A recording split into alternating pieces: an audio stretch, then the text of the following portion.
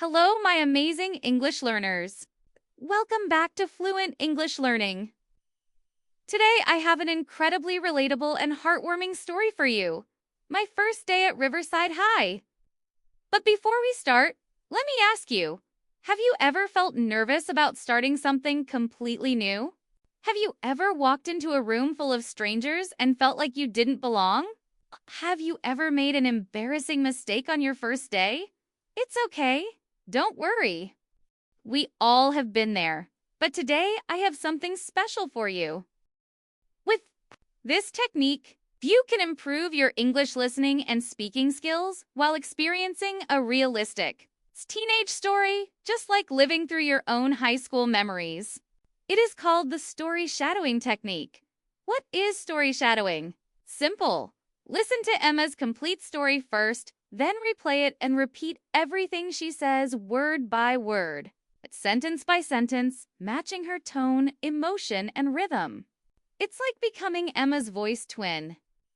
You'll copy her excitement, her nervousness, her disappointment, everything.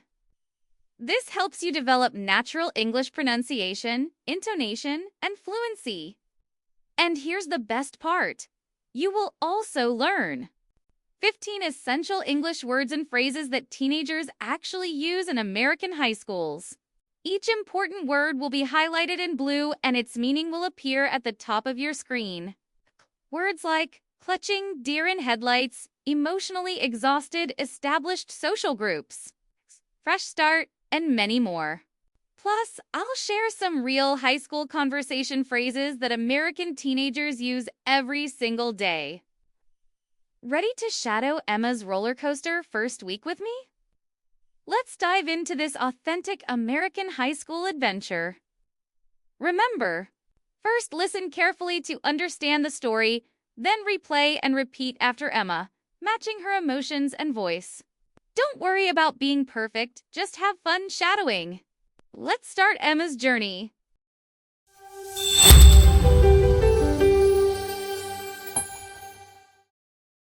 Chapter 1. Moving Day. Hi, I'm Emma, and let me tell you about the craziest week of my life. It all started 3 weeks ago when Dad came home with this huge announcement. We're moving to Ohio. I literally dropped my phone. What? But Dad, I have friends here. I have plans for sophomore year. But there was no changing his mind. His company was transferring him to manage their new branch in this small town called Riverside. So we packed up our entire life in Portland, Oregon, and drove 2,000 miles to start over. The night before school, I stood in my new bedroom, looking at boxes everywhere and thought, tomorrow I have to walk into a school where I don't know a single person. I barely slept that night. Chapter 2. First Impressions. Monday morning, 7:45 a.m. There I was, standing in front of Riverside High School, clutching my class schedule like it was going to save my life. The building looked like this huge red brick castle with 3 floors, and what seemed like a million windows. Students were streaming in from every direction. Some walking, some getting dropped off by parents, others jumping out of school buses.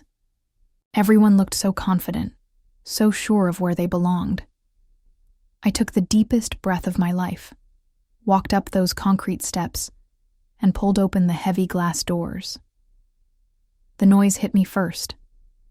Locker doors slamming, sneakers squeaking on the polished floors, hundreds of conversations happening at once. The hallways stretched out in front of me like a maze, and I had no idea which way to go. My first class was biology with Mrs. Patterson in room 237. Should be easy enough to find, right? Wrong. Chapter 3. Classroom Confusion. I walked confidently down the main hallway, found what I thought was room 237, and slipped inside just as the bell rang. I found an empty seat near the back, pulled out my brand new notebook, and waited for biology class to begin. Then the teacher started talking. Buenos dias, clase. Today we're going to continue practicing past tense verbs in Spanish. I was sitting in Spanish class. My face turned about 15 shades of red as I realized my mistake. I looked around at all these students who were pulling out Spanish textbooks, and there I was with my biology folder like a complete idiot. The teacher, Mr. Rodriguez, must have noticed my deer-in-headlights expression because he walked over and quietly asked, "Are you in the right classroom, dear?" "I'm looking for Mrs. Patterson's biology class," I whispered, wanting to disappear into the floor. That's room 327 upstairs, not 237 down here," he said with a kind smile. "Take the elevator at the end of the hall." I mumbled, "Thank you so much," and practically speed-walked out of there, feeling like every single student was staring at me. Great start, Emma, I thought to myself. Chapter 4. Lunch Break Challenge. Bye. The time lunch rolled around, I was already emotionally exhausted. I'd gotten lost 2 more times, asked at least 5 different people for directions, and nearly walked into the boys' bathroom by accident. The cafeteria was this enormous room, with dozens of round tables and a noise level that could probably be heard from space. I grabbed a turkey and cheese sandwich, a bag of Doritos, and a chocolate milk, then faced my biggest challenge yet: finding somewhere to sit. Looking around, I could see all the established social groups. There was the athletes' table where kids in Letterman jackets were talking loudly about some game. Near the windows sat a group of students who looked super serious about their homework. And scattered throughout were tables of girls who all seemed to be best friends, laughing and sharing food. I found an empty table near the back and sat down by myself. I tried to look busy by reading my biology textbook, but I couldn't help listening to the conversations around me. Did anyone actually finish that English essay? Soccer tryouts are Thursday. I'm so nervous. My mom finally said yes to the sleepover this weekend. Sitting there alone, I missed my friends Maya and Jessica. So much it physically hurt. Back home, we'd be sitting together complaining about Mrs. Kim's impossible math homework or planning which movie to stream on Friday night. Chapter 5. After-School Activities. Tuesday started exactly like Monday, me eating lunch alone while everyone else had their friend groups. But then something amazing happened. This girl with beautiful curly red hair and freckles walked straight up to my table carrying her lunch tray. "Hey, are you the new girl?" she asked with the friendliest smile I'd seen all week. "Yeah, I just moved here from Portland, Oregon," I said, trying not to sound too eager for human contact. "I'm Sarah Mitchell. Mind if I sit? My usual lunch crew is all out sick with some flu thing. I'm Emma Johnson, and please sit. I'd love the company." Sarah was incredible. She told me everything I needed to know about surviving Riverside High, which teachers gave surprise quizzes, avoid Mr. Henderson on Fridays at all costs, where the cleanest bathrooms were, 2nd floor by the library, and which vending machine had the best snacks. The one near the gym actually works. Then she said something that changed everything. "You should totally come to Environmental Club tomorrow after school. We're organizing this massive recycling drive for Earth Day, and we need all the help we can get. Plus, everyone there is super welcoming." Chapter 6. Making Connections. Wednesday after school, I nervously walked into room 15 for Environmental Club. Sarah waved me over to sit with her, and suddenly I was surrounded by kids who actually wanted to hear my ideas about the recycling program. In Portland, our school had these amazing composting bins, I shared. "Maybe we could try something like that here?" Everyone got excited about the idea, and before I knew it, I was volunteering to research composting programs and present my findings next week. By Friday, just 5 days after my disastrous Spanish class mix-up, everything had changed. I had Sarah's phone number. 2 other girls from Environmental Club had invited me to study with them, and I'd even signed up to help with the school's Earth Day fair. Walking out of Riverside High that Friday afternoon, I realized something important. Being the new kid wasn't the end of the world. Sometimes it just meant you got a fresh start and the chance to become exactly who you wanted to be. And you know what? I was actually excited for Monday to come. And that's how Emma's scary first week turned into the beginning of beautiful friendships and new adventures at Riverside High. Now, here comes the best part. It's time to test how well you followed Emma's journey. I have 10 exciting questions about the story for you. This will help you practice your listening comprehension and remember all the important details. Are you ready? Let's see how much you remember. Question 1. Where did Emma move from before starting at Riverside High School?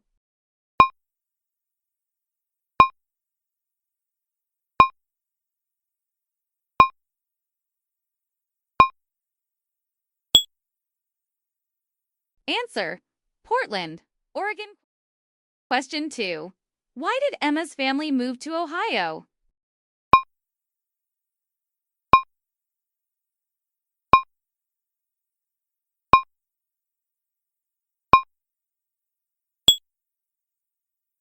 Answer: because of her dad's job transfer to manage a new company branch. Question 3. What was Emma's first class on Monday morning?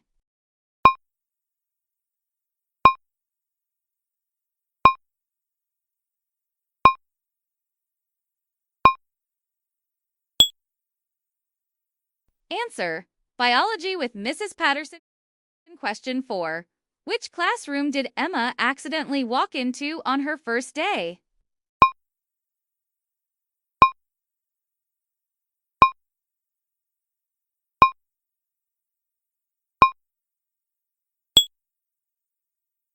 Answer: Spanish class, Mr. Rodriguez's class. Question 5. What mistake did Emma make when looking for room 237?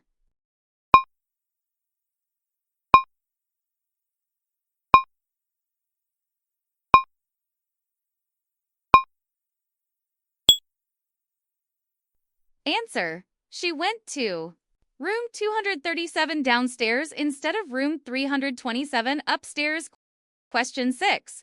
Who was the first person to invite Emma to sit with them at lunch?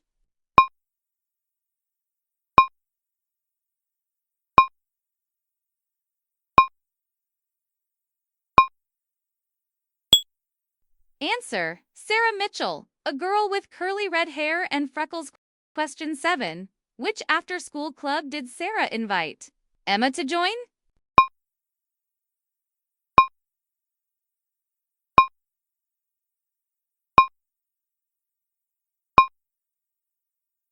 Answer: Environmental Club.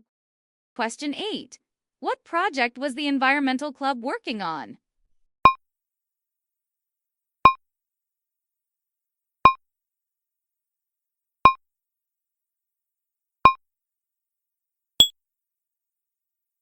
Answer: a recycling drive for Earth Day. Question 9. What idea did Emma contribute to the Environmental Club?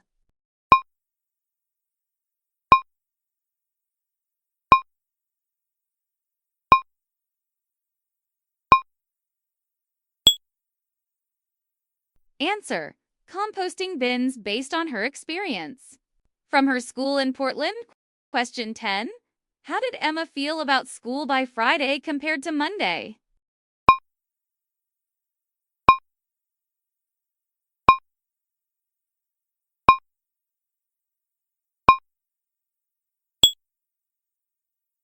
Answer: she went from being terrified and lonely to excited and having made friends. Wow! How many did you get right? Don't worry if you missed some. That's totally normal and part of the learning process. Which part of Emma's story did you connect with the most?